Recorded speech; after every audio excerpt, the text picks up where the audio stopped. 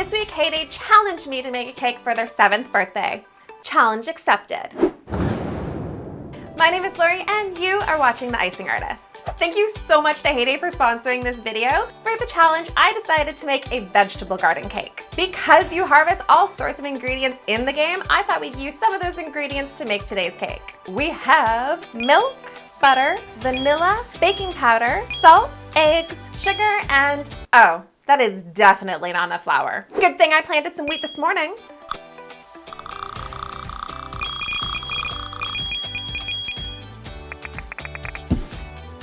Now that I have enough flour, I'm just gonna combine all of my dry ingredients in one big bowl and then just mix that together and set it aside.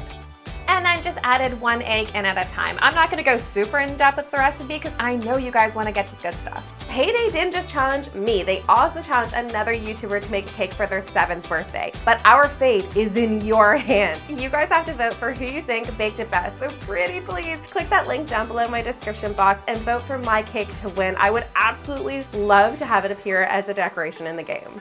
Once my eggs were all in there, I alternated between my wet ingredients and my dry ingredients. Once that is fully combined, I poured that into my 9x13 pan and stuck that in the oven at 350 to bake. Once it was cooled, I just divided it into 2 layers so we can put a delicious filling right in the middle. What's my secret ingredient? Love.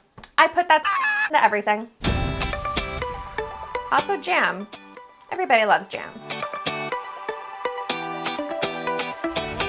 So I just piped a moat going all the way around the outside of my cake, and that is going to hold my delicious filling right in the center.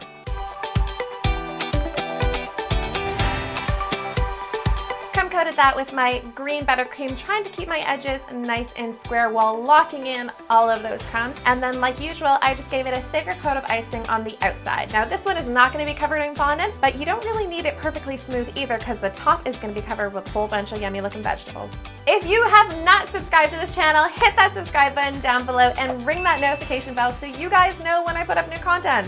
I marked out my garden using a ruler because I suck at freehanding things, and then just piped right along those edges using my grass tip.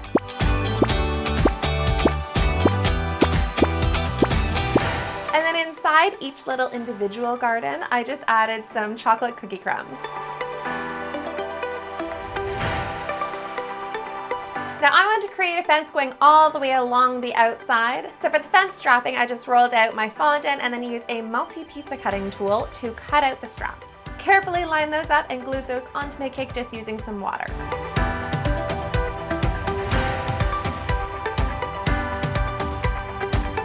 Now for the fence posts, I thought that we would make these extra fancy fence posts. So I just used a wood impression mat and rolled that onto my fondant and then just cut out these little pickets. Then just evenly space those going all the way around the cake. Why didn't I do the wood texture on the strapping? Because it would have taken a long time. I'm lazy, and honestly, I was hoping no one would notice. Like, let's be honest, if I didn't say anything, would you have noticed? Now, just like in Heyday where you can grow and customize your farm, I'm going to customize this cake with my favorite veggies. Starting with the pumpkin. So I just rolled my orange fondant into a ball and used a fondant tool to impress lines going up and added a stem right on the top of it, and we are done. Just stuck those right into my soil.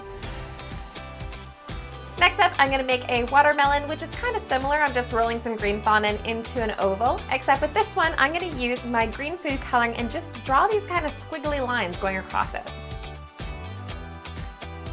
Next up, we're gonna do corn on the cob, which is one of my favorite things to eat in the summer. Just gonna make little yellow ovals and then use my paring knife to make little, almost checkered lines in it. Cut out some long green triangles, and those are gonna be for the leaves that are gonna wrap around the corn on the cob.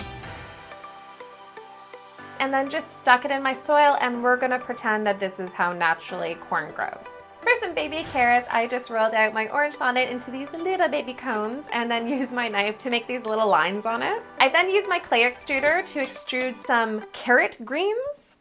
I thought they were for leaves, but that didn't sound right, so I Googled it, and apparently they're carrot greens. Stuck those right in top, and then I actually planted them into the cake. This cake is gonna need some more color, so I decided to make some purple cabbage. I just marbled together some white and different colors of purple together, which you really just like folding it and twisting it in your hand, and then you roll it out and boom, you got marble. Cut out some large 5-petal flowers, and then use my bowling tool to thin out the edges and ruffle them. It has been a long time since I made any flowers, but this is basically how I did it, except we're gonna use the same technique to make purple cabbage and then just wrap those around a ball of fondant.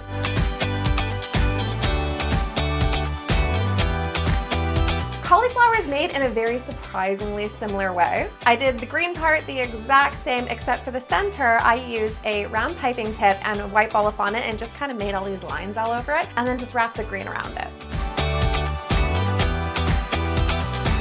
Potatoes are pretty easy. I just made some lumpy looking ovals using some ivory fondant and poked some holes into them. I dusted them a little bit with brown edible dust because potatoes are usually dirty looking. And for our eggplants, I just rolled out some like fat looking teardrop shapes. I then cut out these little tiny stars out of green fondant to wrap around the top for their stems. And again, just scattered those on our cake. Now I wanted some height to this cake, so I thought we would do some tomato vines and pepper vines. Tomatoes are pretty simple. You just roll your fondant into little red balls and then add that same star on top. Peppers I rolled in kind of this like weird cone shape. There's also kind of like a cylinder shape. And pressed a little bit and then added a stem. For the vines, I just extruded some more green fondant and then wrapped that around a skewer, added some leaves, and then just stuck all of my little tomatoes and peppers on top of that. And then stuck those all along the back of my cake.